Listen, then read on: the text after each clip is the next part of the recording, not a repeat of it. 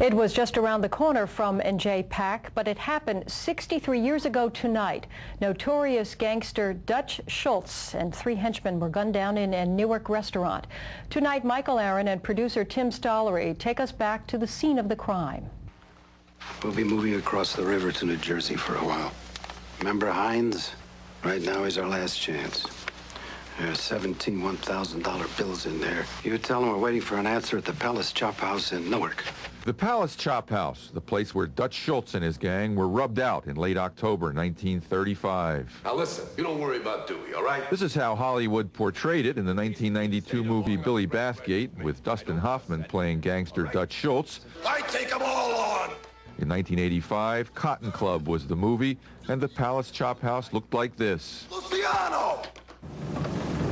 And in Hoodlum, the mobsters' New Jersey hangout looked like this.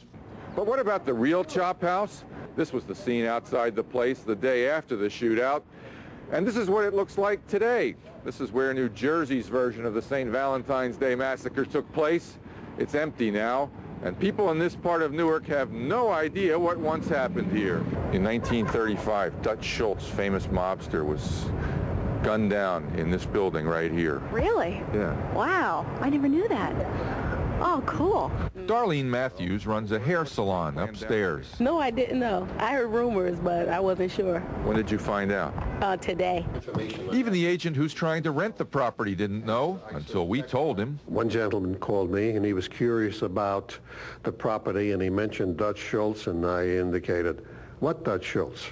I say, I know who he is, but what's that got to do with this property? Groden now says he'll use the story to market the property, but even without the gangland history, this building could get a new lease on life simply because of this impressive new neighbor. The Performing Arts Center is leading a rebirth of downtown. Minor League Baseball is coming here. So is a new waterfront park on the Passaic River.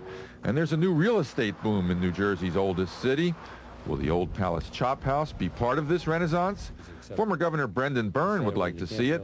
As Essex County prosecutor in the early 1960s, Byrne saw police reports and photos of the Dutch Schultz crime scene. I always thought it would be fascinating to recreate the Palace Chop House as a restaurant with the same motif and fixtures as it had at the time. I thought it would be an attraction for the city of Newark. But what was the attraction of Newark for Dutch Schultz, a New York gangster? What brought him to this place? It was late October 1935, and Schultz was a desperate man. Despite his recent acquittal on tax evasion charges, he was banished from New York City by Mayor Fiorello LaGuardia. Rival gangsters like Lucky Luciano were trying to take over his vast crime territory. On top of that, Schultz blatantly violated mob law by declaring that he intended to kill his longtime nemesis, Special Prosecutor Thomas E. Dewey. There was too much of a kind of wild card involved with Dutch Schultz. He loved publicity. He spent too much time in courtrooms and on courthouse steps making speeches when he should have been a nice, quiet gangster off somewhere. With the heat on in New York, Schultz moved his operation to the Robert Treat Hotel in Newark.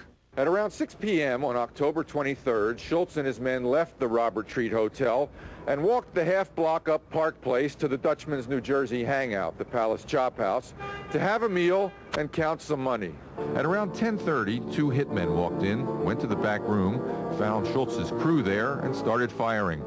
Schultz they found in the bathroom and shot him once in the abdomen. He staggered out to a table and gave us this famous UPI photo. He died exactly when he should have died. Prohibition was over, and he had no vision of the future. He ran beer. Then beer got legal. You know, there's no third act that he had possible except death. And that's what he got. And so ended the brief, violent career of one of America's legendary bad guys. What remains are the books and movies, and at 12 East Park Street in Newark, an empty, ordinary building with an extraordinary story. Michael Aaron, NJN News, Newark.